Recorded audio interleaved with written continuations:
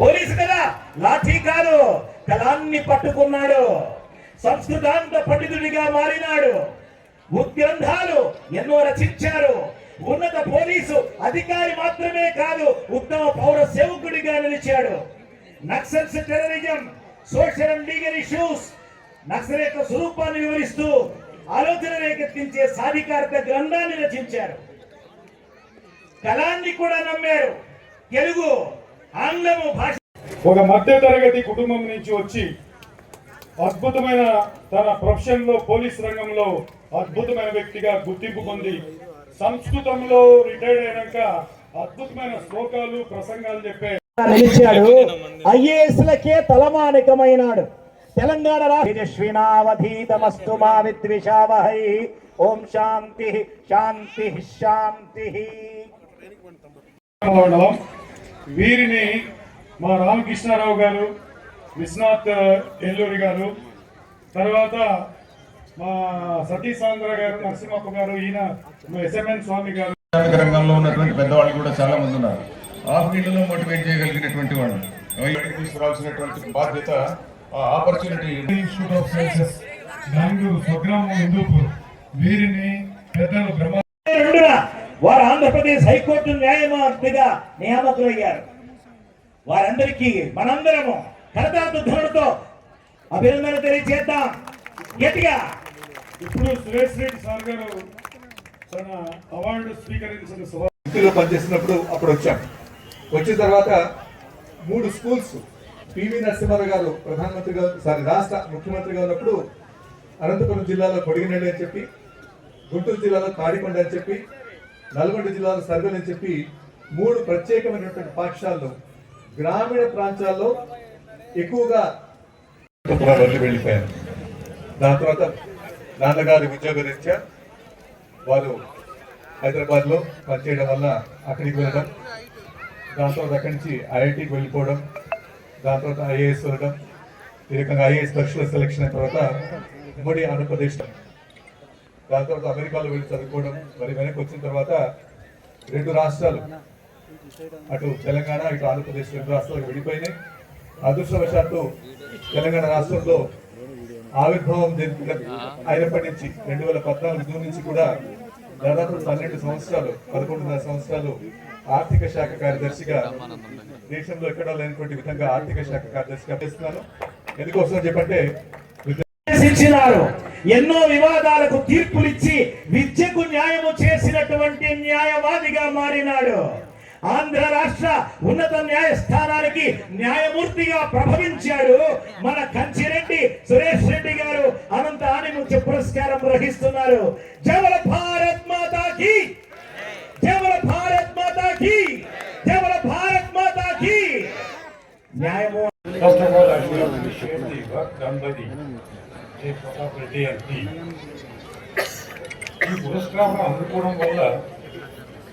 ఈ పురస్కారం అందుకోవడం వల్ల నేనేం పులకించడం లేదు. ఇది రావడంతో మా బాధ్యత ఇంకా పెరుగుతుంది. I congratulate J. Pratap Reddy and his team and also చూస్తే ఎనర్జీ అంతేకాదు, అమేజింగ్ మెమరీ. 21 మందిని వాళ్ళు ఏ గ్రామం నుంచి వచ్చినారు, వాళ్ళ బ్యాక్గ్రౌండ్ ఏమిటి అని చెప్పని ఇక్కడ నిలిచి చాలా ఎంతో ఉద్వేగంగా ఆయన చెప్తుంటే, ఆయన కోర్టులో ఎంత గట్టిగా వాదించగలడు అనేది మనకు అర్థమైంది. కోర్టులో ఆయన వాదిస్తే జడ్జిలు ఇంకేం మాట్లాడకుండా ఆయన మాట వినే పద్ధతిలో ఆయన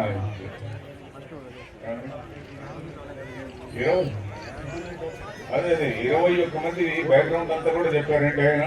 అంటే ఒక కేసు మాట్లాడేటప్పుడు 21 పాయింట్లు ఉన్నాయనుకోండి, ఒక పాయింట్ కూడా మర్చిపోకుండా ఆయన అంత గట్టిగా వాదించేటువంటి ప్రతిభ ఉన్నటువంటి అంత వ్యక్తి ఆయన. నిజంగా ఇక్కడ ఆణి ఉద్యమం మొట్టమొదటిగా తీసుకోవడానికి అనుకోవడం అనమాట.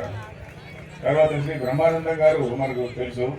ఆయన తెలుగు రామకృష్ణారావు సార్ గారు, మా నరసింహప్ప సార్ గారు, ఎస్ఎంఎన్ స్వామి గారు, నరహరి గారు గౌరవించాల్సిందిగా కోరుతున్నాం.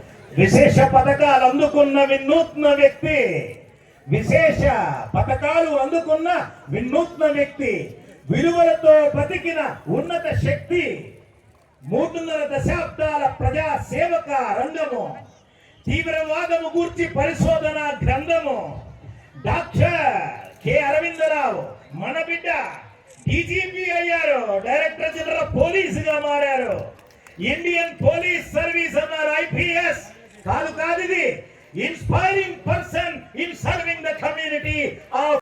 అవార్డు తీసుకుంటే మాకు కూడా భయం వేస్తుంది అనమాట. ఎటువంటి అవార్డు ఇస్తున్నారు ఏమిటి అని చెప్పి. ఎందుకోసం చెప్పంటే మీకు తెలుసు రకరకాల అవార్డ్స్ ఉంటాయి. చాలా మంది ఏంటంటే డబ్బులు ఇచ్చి కూడా అవార్డ్స్ తీసుకుంటుంటారు. కానీ అలా కాకుండా మన జిల్లాలో ఉమ్మడి జిల్లా తెలంగాణ అనంతపురం జిల్లా ఏదైతే ఉందో 63 మండలాలు ఉన్నటువంటి కొన్ని దేశాలతో చెప్పంటే ప్రపంచంలో చాలా దేశాలు కూడా ఇంతకంటే చిన్నగా ఉంటాయి. అటువంటి ఉమ్మడి జిల్లాలో ఊరూరు కూడా బలపం పట్టుకుని కాలుకి బలపం పెట్టుకుని తిరిగి వారు ప్రతాప్ రెడ్డి గారు ఎక్కడున్నారు, ఎక్కడ పనిచేస్తున్నారు, ఏ రకంగా వారు జీవితంలో పైకి వచ్చారు, వారిని కూడా చాలా గొప్ప ఆణిముత్యం వారు కూడా. అదేంటంటే హాస్య నటుడికి హీరోకు ఉన్న తేడా గురించి మనం వారి గురించి చెప్పాలనుకుంటే, హాస్య నటుడికి హీరోకు ఉన్నటువంటి తేడా గురించి చెప్పాలంటే, హాస్య నటుడు మనలో ఉన్నటువంటి బలహీనతలన్నిటినీ కూడా తన బలహీనతలుగా స్టేజ్ పైన చూపిస్తాడు. మనలో ఎన్నెన్నో బలహీనతలు ఉంటాయి. ఆ బలహీనతలన్నింటినీ కూడా ఆయన స్టేజ్ పైన చూపిస్తే మనం ఆయన చూసి నవ్వుతాం, కానీ ఆయన చూసి నవ్వేదాన్ని కూడా మనలో ఉన్నటువంటి బలహీనతలే. ఉదాహరణకి ఆయన ఒక హీరోయిన్ వెంబడి పడతాడు. నాలాంటి పొట్టివాడు అనుకోండి, ఒక పొడుగా ఒక హీరోయిన్ వెంబడి చూపడతాడు. ఆయన అట్లా ముట్టుకోవడానికి చూస్తాడు, అది చూస్తాడు. ఆ హీరోయిన్ ఆయన ఏదో ఎవరో ఇలియానా కావచ్చు, మరొక లేడీ కావచ్చు, ఆ హీరోయిన్ ఆయన్ని కొంచెం దూరం పెట్టేస్తుంది, లేకుంటే దెబ్బ కొడుతుంది. అది యాక్చువల్లీ మనందరిలో ఉన్నటువంటి వీక్నెస్. అది మనలో ఉన్నటువంటి వీక్నెస్ని ఆయన తన వీక్నెస్ కింద చూపిస్తారు. దట్ ఈస్ వాట్ ఈస్ హాస్య నటుడు. లేకుంటే మనకు ఏదో పెద్ద బలం ఉందని మనం అనుకుంటాం, కొట్టు ఉంటాం. ఏదో సినిమాలో చూశాను ఆయన్ని కొట్టు అంటుంటాడు. ఆ హీరో దెబ్బ కొట్టేస్తాడు. దెబ్బ కొట్టే మన అందరిలో ఉన్న వీక్నెస్ అది. మనమందరం కూడా చాలా స్ట్రాంగ్ అనుకుంటుంటాం. నేను కూడా నా మనమడితో కొట్టుంటుంటాను, వాడు కొడుతుంటాడు నన్ను. సో ఆ విధంగా ఇంకా అలాగే కొంచెం బలంగా ఉన్నటువంటి మనిషి కొడితే నేను పడిపోతాను. సో మన హీరో ఎలా ఉంటాయని చెప్పంటే అది మీకు చెప్తాను. ఎందుకోసం చెప్పంటే మా తాతగారు బ్లాక్ డెవలప్మెంట్ ఆఫీసర్ BDOగా పనిచేసేవారు.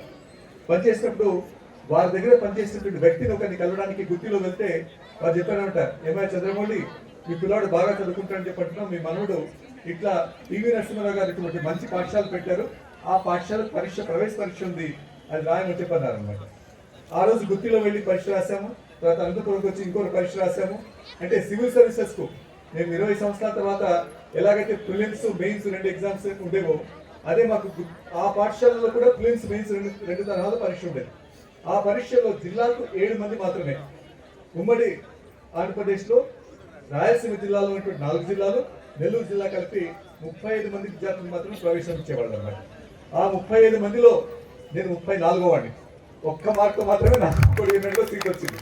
కానీ భగవంతుని యొక్క ఆశీస్సుల వల్ల, ప్రజల యొక్క టీచర్స్ ఇచ్చినటువంటి ప్రోత్సాహం వల్ల, ఇక్కడ ఉన్నటువంటి ఈ నెలలో ఉన్నటువంటి బలం వల్ల అయితే ఏదైతే కానివ్వండి, ఏ రోజునైతే అక్కడ కొడిగినెలలో జాయిన్ అయ్యానో దాని తర్వాత నాగార్జున సార్కు వెళ్ళడం, నాగార్జున సార్ నుంచి IITకి వెళ్ళడం, IIT నుంచి IASకి రావడం, ఈ రకంగా మొత్తం ఒక ట్రైన్ రకంగా పట్టాల మీద పెట్టిన తర్వాత అది ఎలా ముందుకు వెళ్తూ ఉంటుందో జీవితంలో అలా ముందుకు వెళ్ళడం అనేటువంటి జరిగింది.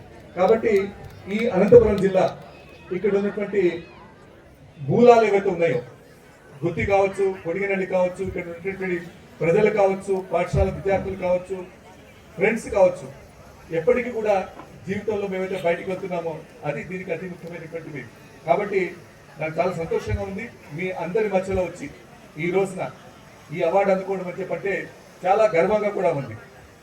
ఎందుకోసం చెప్పంటే మనం ఎంత జీవితంలో పైకి వెళ్ళినప్పటికీ కూడా ఎలాగైతే మనం జననీ జన్మభూమి స్వర్గాధిపతి గరియేసి అని చెప్పి అంటారో, ఈ నేల, ఈ జిల్లా, ఈ ప్రజలు, ఈ ప్రాంతవాసులు మీరు చూస్తున్నటువంటి ఆప్యాయత, ఆదరణ నాకు చాలా సంతోషం ఇస్తుంది. దానికి ప్రత్యేకంగా సాహితీ గగన్ మహల్ ట్రస్ట్ వారిని, మరి ప్రతాప్ రెడ్డి గారిని, మరి ఇతర మిత్రులందరినీ కూడా హృదయపూర్వకంగా అభినందిస్తూ, మరి ఇటువంటి కార్యక్రమాలు, మంచి కార్యక్రమాలు మీరు నిలబడ చేయాలని చెప్పి, ఎందుకోసం చెప్పంటే ఇంతకుముందు వారు ప్రతాప్ రెడ్డి గారు చెప్పారు, ఏదో కార్యక్రమం పెడితే డాన్స్ ప్రోగ్రామ్ లేకపోతే ఏదైనా పెడితే కనుక మ్యూజిక్ ప్రోగ్రామ్ పెడితే చాలా మంది వస్తారు. అలా కాకుండా ఈ అవార్డ్ ఫంక్షన్ మీరంతా కూడా రావడం అనేటువంటిది ఇంకా ప్రజల్లో మంచితనం ఉంది. ప్రజల్లో ఎవరైనా జీవితంలో బాగుపడితే చూడాలి, వారి నుంచి మనం నేర్చుకున్నటువంటి ఒక ఆశ కూడా ఉంది.